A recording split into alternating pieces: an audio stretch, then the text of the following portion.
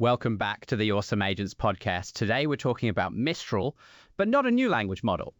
Right. This is actually a physics story. Mistral bought a Vienna-based startup called Emmi AI and launched something they're calling Physics AI. When I first saw the headline, days of simulation down to seconds, I thought, okay, another benchmark claim. Then I read the actual numbers. The numbers are real. Computational fluid dynamics is the software that figures out how air flows around a car or a plane wing. So engineers run these simulations to test designs. How long does that normally take? For a full car aerodynamics run, you're looking at 100 million mesh cells and anywhere from 12 to 48 hours on a compute cluster per design variant. Per variant. So testing 10 design tweaks could take weeks of waiting. Exactly. Engineers test maybe a handful of variants per week because the simulation queue is the bottleneck. And Mistral's answer is just don't run the traditional simulation? Basically, their model, called ABUPT, takes raw CAD geometry and predicts the physics in a single forward pass, under 34 seconds for a 45 million cell automotive mesh. 34 seconds versus up to 48 hours. That's not a small improvement. No, and the detail I think matters most is how they got there. Most prior neural surrogates just train to minimize prediction error against CFD output. What's the problem with that approach? Those outputs can violate physics. The model produces something plausible looking that doesn't actually conserve mass. A physicist spots it, a metric doesn't. So ABUPT does something structurally different. It bakes a divergence-free vorticity formulation into the architecture as a hard constraint. Not a soft training loss, a hard architectural rule. So the model physically can't produce certain types of wrong answers. Right, that's how it handles transonic flow at Mach 0.85 with shock waves without producing artifacts. The architecture rules it out by construction. In the benchmarks, they're claiming number one across the board. 5 major public CFD datasets. Driver ML and Driver Net++ for automotive, Ahmed ML for bluff bodies, and 2 Shift datasets for aerospace. What does that look like in actual numbers? For Shift Wing, covering flight at Mach 0.5 and 0.85, they report R squared of 1.00 and force error below 2% against ground truth CFD. R squared of 1.0 is basically perfect correlation.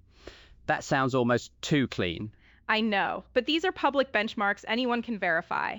The methodology looks solid, and the shockwave results are particularly hard to fake. So where did Emmi AI actually come from? Founded in 2024 in Linz, Austria by Johannes Brandstetter, who'd done research at Microsoft and Qualcomm, they raised 15 million euros before Mistral moved. 15 million euros described as the largest AI funding round in Austria's history, and then Mistral buys them. 30-plus researchers coming over. Linz is now Mistral's 8th office. This is a real team acquisition, not just a paper buy. Okay, here's the tension I keep coming back to. Mistral built its name on open weights. Mixtral, the open models.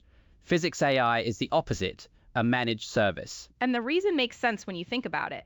You have to train on client-specific simulation data, ASML's manufacturing data, Stellantis' vehicle designs. That data doesn't go open. ASML is already a Mistral customer, right? Different use case, though. Vision models for defect detection on their manufacturing line. Reduce diagnostic time from hours to 8 minutes.